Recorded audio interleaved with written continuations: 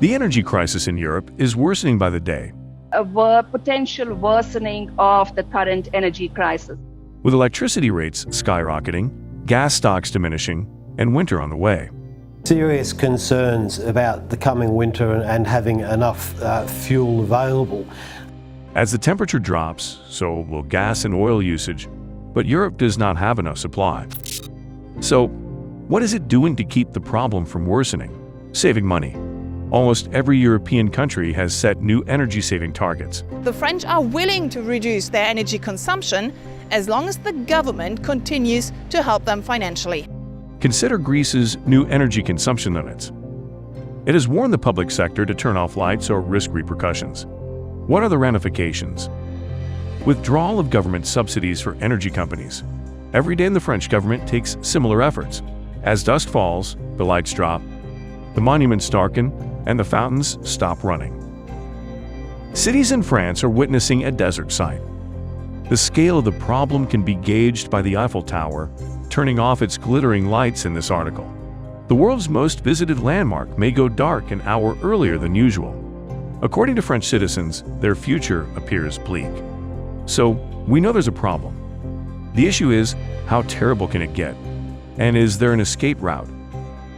Let's see if we can find any answers. To begin with, American officials are concerned about the problem. They don't see any obvious solutions in the near future.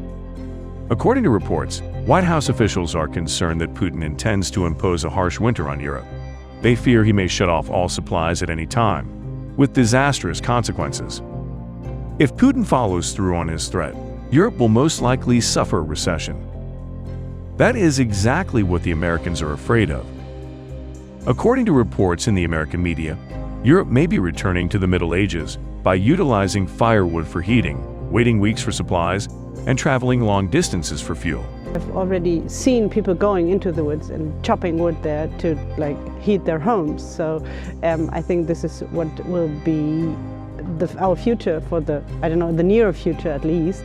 Worse yet, this will not be a short-term problem. Analysts predict a more severe and extended crisis, as well as continuously high inflation. The numbers tell the story. According to a recent poll, the Eurozone, a monetary union of 19 EU states, will experience a 1.7% drop in real GDP. And some European countries will fare worse than others. According to the same survey, Germany's GDP growth rate will be negative 2.3%. It will be down by minus 2.1% in France and minus 1.6% in Spain. Surprisingly, America stands to benefit from Europe's misery. As European economies deteriorate and rely less on Russia, they will gravitate toward the United States. They will be drawn to American companies.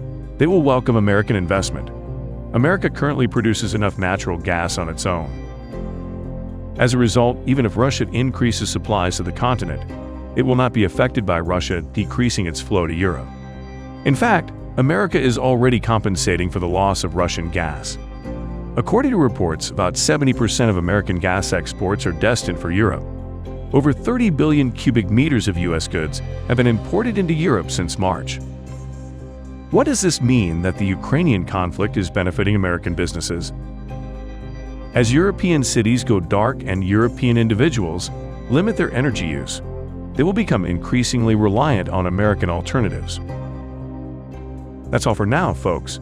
If you learned something, please make sure that you click the like button in order to make YouTube happy and for more insightful business and political case studies. Please subscribe to our channel. Thank you so much for watching, and I will see you at the next one.